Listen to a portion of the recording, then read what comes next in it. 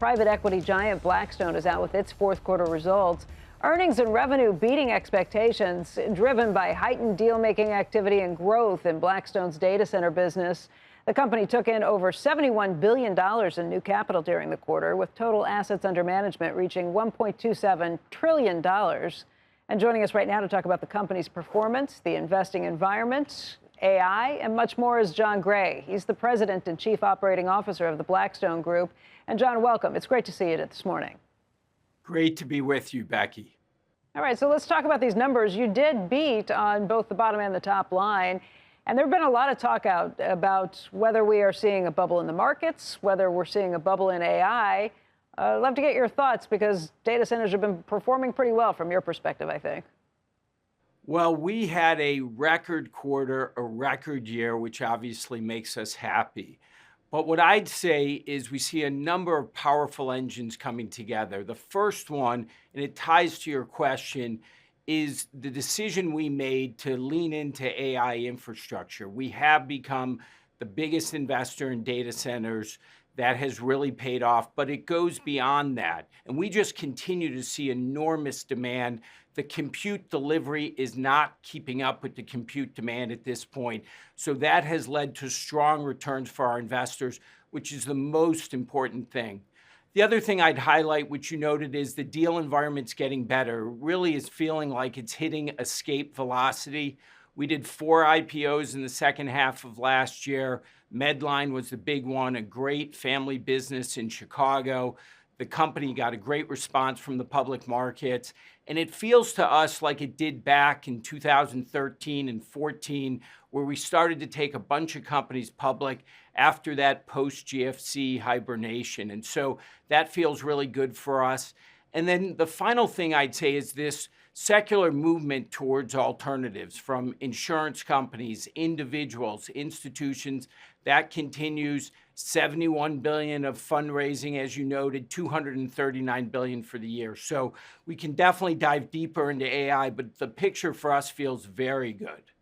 All right, if the deal market right now feels like 2013 to 2014, what does the AI market compare to? What time frame would you match that up against? If you're looking at strong demand now, how far out can you see in terms of that demand, and where would you place this? I think we're still early days in this. When you think about the adoption of AI by companies, it's still very early. We're beginning to deploy it today in places like coding. Software engineers are becoming much more efficient. Cyber monitoring. We're starting to use it in the legal world at things like marketing compliance, summarization. But it's just starting in most businesses, and it's a primary push for us and our portfolio companies. What we are seeing, of course, is the need for that physical infrastructure to make it happen. I would point out, interestingly, everybody's focused on the bubble. Is this 1999?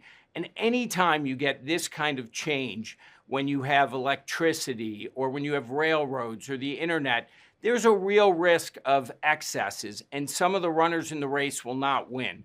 But I think it's a mistake to discount super intelligence at massive scale and how it will transform things. And I think the thing to focus on for investors is the risk of disruption. We've seen in the last couple of weeks, JP Morgan came out and said, we're going to replace proxy advisors with AI. We saw Lemonade come out and say, we're going to cut your rates if you use the self-driving feature by 50% on a Tesla vehicle. These are powerful. We saw in the past with yellow pages or taxi medallions, when technology shifts, there are big changes. And I think for both debt and equity investors, thinking about the risks of disruption to so many industries, what's going to happen with agentic commerce, what's going to happen in so many rules-based industries, that to us is a key field. It still feels early days for us on the adoption front.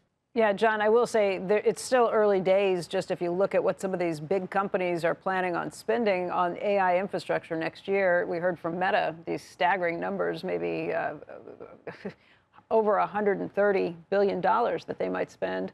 Microsoft still continuing to put tons of money to work too. But yesterday we spoke with Wendell Weeks. He's the CEO and chairman of Corning, and Corning is seeing huge demand for its fiber optic cables.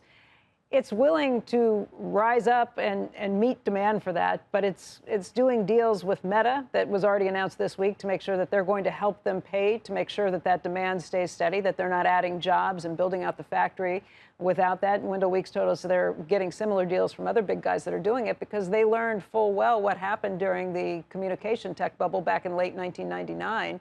That these things can disappear overnight. Are you investing the same way? Or are you willing to take on all the risk yourself when it comes to the data centers?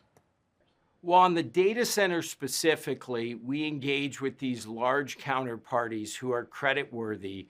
And so to us, that feels pretty good. Remember, the companies powering this today, the five biggest hyperscalers, have market caps of $500 billion to $4+ trillion. These are big companies. In many cases, they have no net debt. So that feels very sound to us. In some cases, we've taken on more risk. We were a key financing partner to CoreWeave. That worked out very well for us. We've invested in some of the LLMs as well as some of the application software companies. So there's a variety of ways to play this. But for the big dollars, the infrastructure here, when it comes to things like fabs and data centers and power, for the most part, what we're looking for is these big counterparties who have the credit worthiness. And so interestingly today, what we're seeing is the challenge on delivery. The biggest issues are, can you get entitlements for a data center? Can you get access to power? Can you get memory chips? And that is slowing things down. I'd also point out what is mostly a US phenomena is beginning to expand to Europe and Asia as well. So I think always we've got to be very disciplined on the kind of risk. To your point, the music can stop. There certainly could be consolidation, but we think we're doing it in a sound way.